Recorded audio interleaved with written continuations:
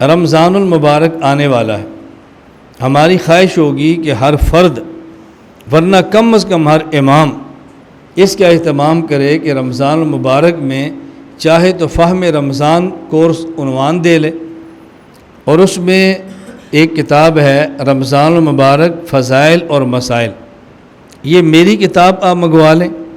اس میں فضائل بھی ہیں، رمضان کے مسائل بھی ہیں، تراویح پر بھی ہے، وطر پر بھی ہے، عیدین پر بھی ہے، اور صدقات فطر پر بھی ہے، مفصل بات پوری دلائل کے ساتھ ہے۔ یہ اگر رمضان المبارک فضائل اور مسائل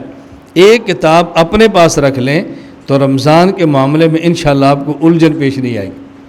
اور مسجد کے امام اور خطیب کسی ایک نماز کے وقت اس کی تعلیم کروا دیں تو پوری مسجد کا ماحول انشاءاللہ صحیح رخ پہ آئے گا۔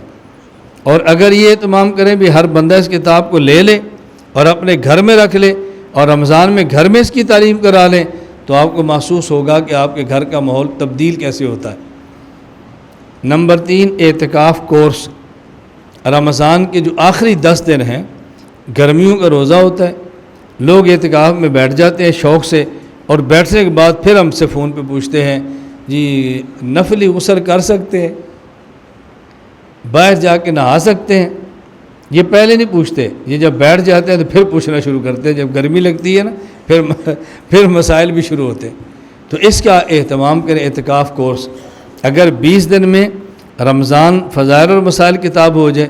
آخری 10 دن میں اعتکاف کورس ہو جائے، یہ 2 کتابیں آپ اپنے مقتدیوں کو سنا دیں تو کیا بات ہے،